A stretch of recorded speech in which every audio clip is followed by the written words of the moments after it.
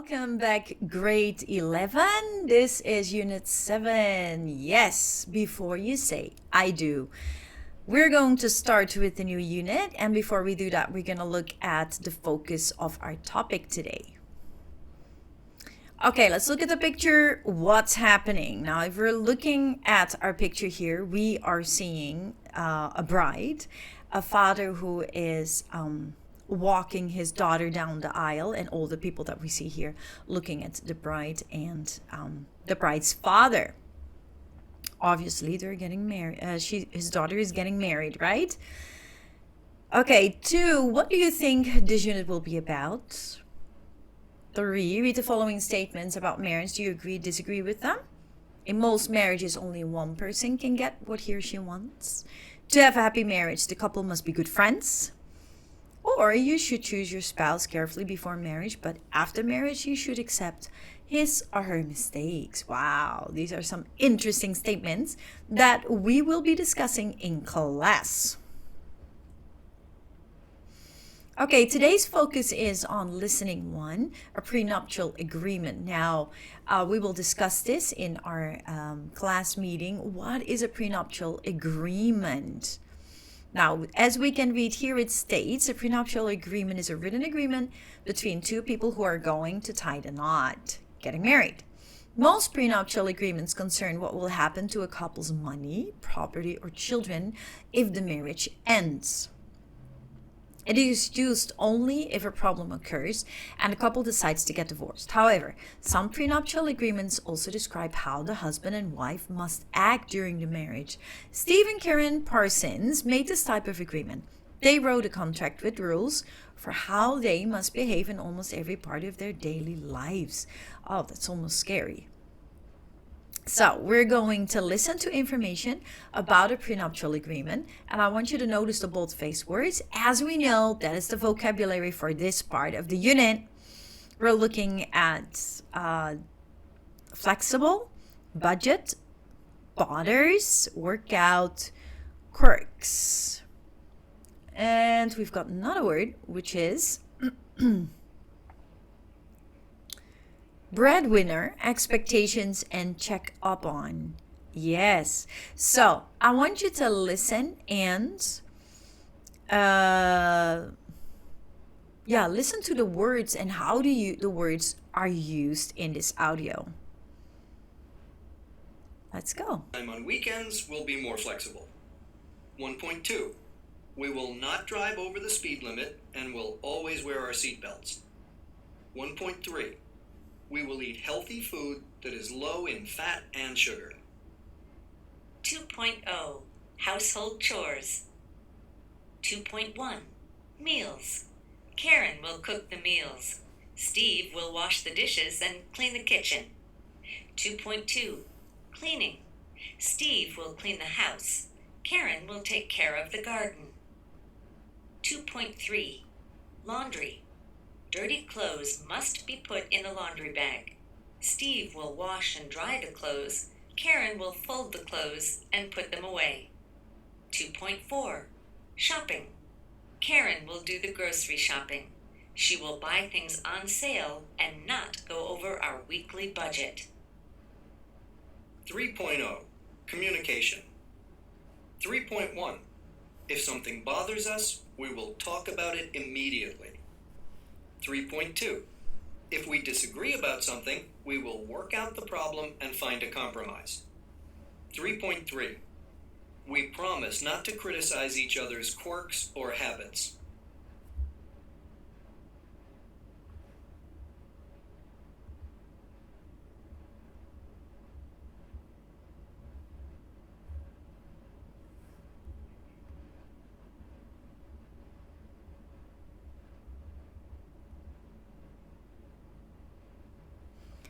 Okay, and then we continue with 4.0. 4.0 Children. 4.1 We will wait for 2 years before we have a child. We will have 2 children. 4.2 After our first child is born, the partner who makes less money will quit his or her job and stay home with the child. The partner who makes more money will become the breadwinner for the family. We each understand the other's expectations for how to behave in our marriage. We can check up on each other to make sure the other is following the rules. Signed, Steve Parsons. Karen Parsons. Yes. Okay, so that was the listening part with the vocabulary words that we're learning for this unit. Now what I want you to do is match the words number 1 until 10 with the definitions A until J. Write the correct letter in front of the number. You can pause your video to do so. Go ahead.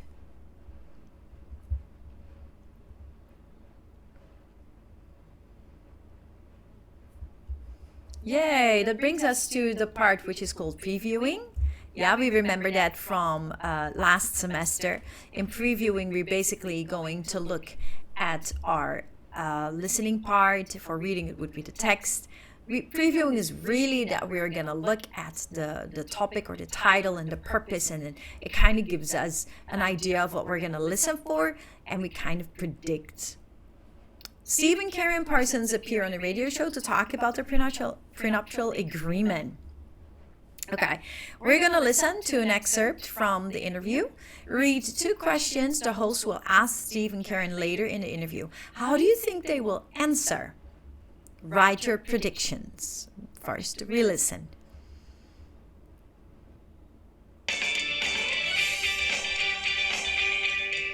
Welcome to Living Today, the show that examines modern-day issues that touch our daily lives.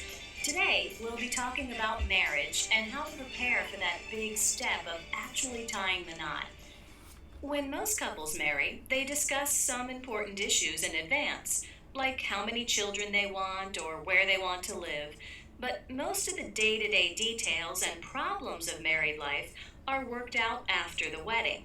Not so with my guest today, Steve and Karen Parsons, who have a 15-page marriage contract that states the rules they must follow in almost every aspect of their married life. So, Steve, Karen, welcome to the show. Very good. So I would like you to answer number 1 and number 2. Number 1 says, so I'd like to start off by asking you what everybody is probably wondering. Why did you decide to write this agreement? What do you predict the answer is?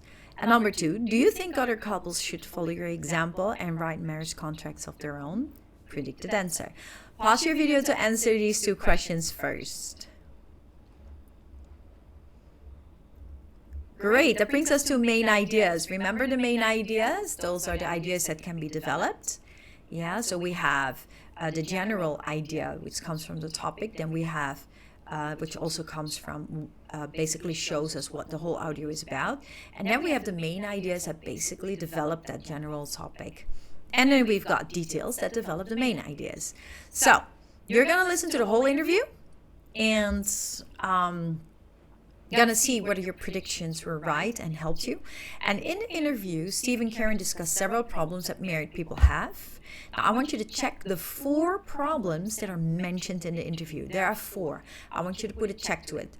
You have numbers 1, 2. It goes up till, let me see, 3, 4, 5, 6, 7. So you gotta pick only 4. Okay? Let's go.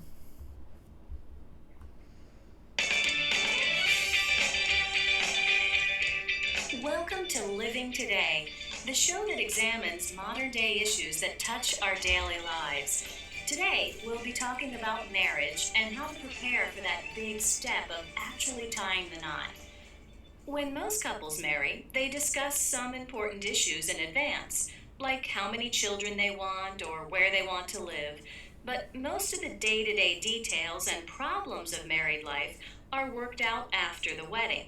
Not so with my guest today, Steve and Karen Parsons, who have a 15-page marriage contract that states the rules they must follow in almost every aspect of their married life. So, Steve, Karen, welcome to the show. Thanks. Nice to be here. So, I'd like to start off by asking you what everybody is probably wondering. Why did you decide to write this agreement? I mean, you've both been married before, am I right? Yeah, I've been married twice, and Karen was married once before. And so we have some experience about what goes wrong in a marriage. Right. Okay, and that's why you wrote this contract? Right. Yes, we found that most problems happen because the spouses have different expectations about the marriage. We wanted to talk about everything, openly and honestly, before we started living together. Yeah. For example, everyone has their quirks. And we're all bothered by things that might not seem important to someone else. Yeah. Oh, like, it used to really bother me when my ex-husband left his dirty clothes on the floor. So we put that in the contract. Dirty clothing must be put in the laundry bag. And now Steve knows what my expectations are. I'll say. And he won't be leaving his clothes on the floor, right, sweetie? Right. Well, I'm sure that some people hearing this report will think that this isn't very romantic. Oh, no, we disagree. Actually, we think it's very romantic. Yeah, it shows that we sat down and talked and really tried to understand each other. A lot of problems occur in a marriage because people don't open up and talk about what they want. That's so true. Now, when we disagree about something, we work out a compromise that's good for both of us. I'd much rather do that than get some romantic gift like flowers or candy. Okay, so I have to say, some of these rules sound like, a business agreement. Many of them concern money in some way. Yeah. Even the ones about having children. Let's see, right here you say, after our first child is born, the partner who makes less money will quit his or her job and stay home with the child. Right. Well, now that's an interesting way to decide who will do the child care. Yeah, it's unusual, but it really makes sense. We definitely want someone home with our kids. Oh, yeah. And if Karen is the main breadwinner at that point, why should she stop working? It'll be better for all of us if I stay home. Yeah, and the reason that we put in so many rules about money is that in our experience, a lot of problems are caused by arguments about money. Oh, yeah. So we decided to make a budget every year, and we put that in the contract too. Well, I'm curious. Do you spend a lot of time checking up on each other to see if the rules are being followed? No, not at all. And we don't argue about them either. No, as a matter of fact, I think we spend less time arguing than most couples because we both know what the other person expects. Yeah, and we can spend our time doing things we enjoy and just being with each other. What happens if one of you breaks a rule? So far, that hasn't been a problem. Nope, hasn't happened. Because we've agreed on them already. But what if, say, all right, here it says, Karen will cook the meals. What if you don't want to cook dinner one night? What happens? Well, we'll work something out. Maybe there's a good reason, like she's sick or something. We can still be flexible. Okay, but what if it happens all the time? Well, then we have to ask, is this marriage really working? Yeah. Because let's face it, if we can't follow our own agreement, there's no point. Oh, very true. So it sounds like you two are happy with this contract. Oh, yeah. Now, let me ask you, do you think other couples should follow your example and write marriage contracts of their own? Well, it's a lot of work to write a thing like this, but I think it could be useful to a lot of people. Yeah, and I bet there would be fewer divorces. Okay. Well, look, I know we have a lot of people waiting to get in on this discussion, so let's go to some calls. Hi, you're on the air. What do you think? Very good. Okay, so how did your predictions help you, and were they right? And the second is pick 4 numbers, that show the problems that were mentioned in the interview.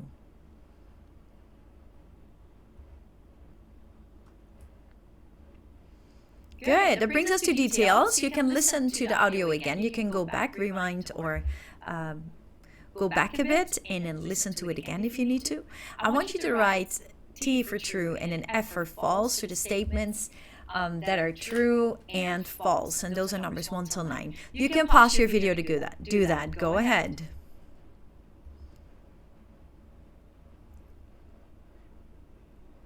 Yay! That brings us to making an inference. Remember, making an inference is looking at the underlying meaning, the implied meaning of things. So it's an educated guess of something that is not literally stated. We're going to look at inferring certainty from word choice. So how certain is something?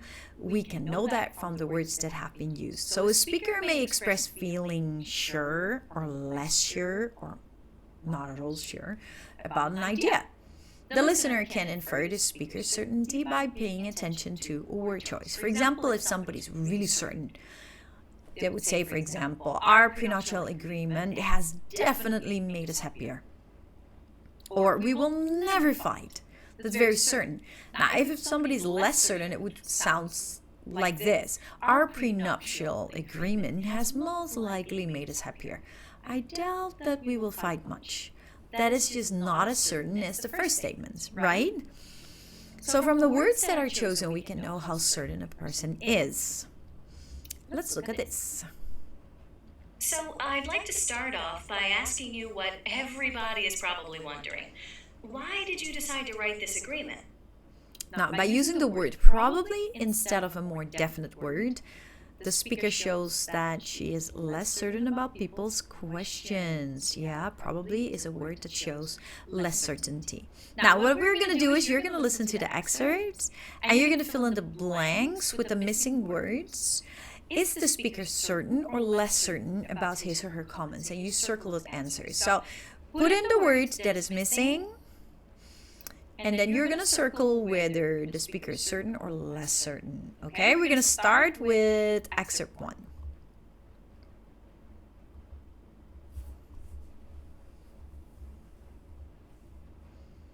Well, I'm sure that some people hearing this report will think that this isn't very romantic. Okay, you can circle. Is the speaker certain or less certain? Excerpt 2. Yeah, it's unusual, but it really makes sense. We definitely want someone home with our kids. Is the speaker certain or less certain about the plan for raising kids? Excerpt 3. Well, it's a lot of work to write something like this, but I think it could be useful to a lot of people. Is the speaker certain or less certain about the usefulness of a contract for other couples? Please answer that. And then we're going to discuss that together when we meet each other in class. Yay, that brings us to the last part of today's lesson, which is expressing opinions. Always important. Remember the reasoning, the ability to express an opinion, then to explain it by giving reasons for having that opinion. And we use peel, right? Point, explanation, evidence, and then linking it back. Very good. So we're going to talk about, there are 2 numbers here. 1, do you agree or disagree with Steve and Karen's opinion about marriage? And 2, what would you say if your fiancé asked you to write a prenuptial agreement like Steve and Karen's? And why would you think that? That's an interesting question as well. You're going to think about that. What would be the right thing to do for you? Okay, I'm very curious to what you're going to answer. Okay, wrapping it up. Today we started the unit by starting with listening 1. We did a vocab and matching the words with meanings. Then we went over previewing the audio. We practiced recognizing, knowing, and using main ideas and details. And for making inferences, we learned to infer certainty by the words that are spoken by a speaker. And of course, expressing opinion. You were amazing today. I thank you, and I will see you very soon. God bless you. Bye.